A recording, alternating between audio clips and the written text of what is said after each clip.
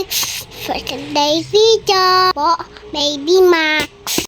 Special kayo.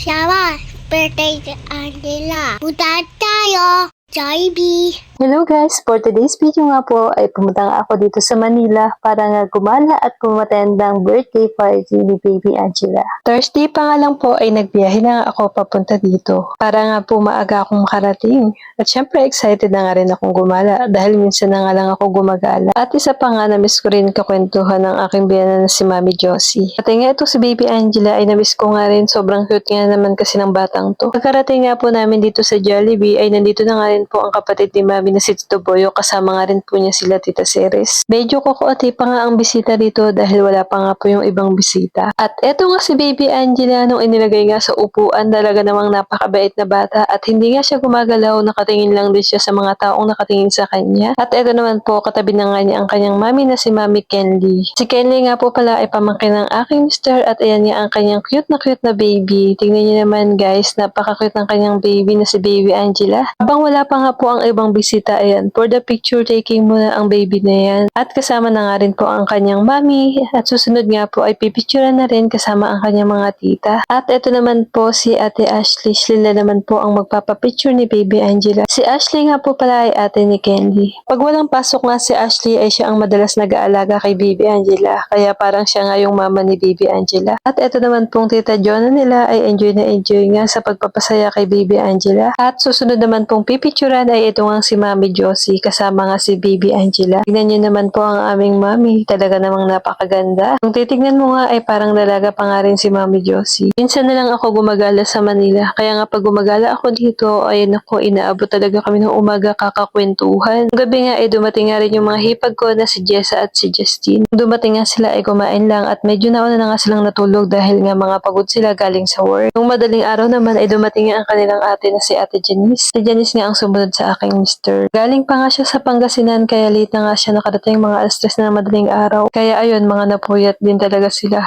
Mga halos hindi na nga natulog. Kaya nung pagdating nga dito sa Jollibee ay medyo mga lutang nga ang mga person. At dito nga ay wala pa nga po sila Pastora at Pastor, inaantay na nga lang po namin sila bago nga magsimula ang birthday at binyag ni Baby Angela. At ito nga rin po si Hana, ang tita ni Baby Angela, siya nga po ang bunso sa magkakapatid. Ito nga po habang inaantay muna namin sila Pastor at Pastora, ayan, for the ikot-ikot muna ang Baby Angela. Ito naman po si Jonah, ang kanilang tita, ayan, diba? Tuwang-tuwa din siya, nag-enjoy siya dahil birthday nga ni Baby Angela. Medyo napagod na nga po sa picture taking si Baby Angela, ayan, kaya nakaupo na nga rin siya dyan sa may table. At ito naman ang kanyang mga ninong at ninang, ang kanyang mga tita din. Si Tito Kay Rubinia, si Tito Budoy at si Tita Hana. Palagi nga po silang magkakasamang tatlo at parang magtotropa lang. At dito naman po ay dumating na nga po sila Pastor at Pastora. At ayan nga, todo tingin niya na Baby Angela dahil nakakita nga siya ng kasing edad niya.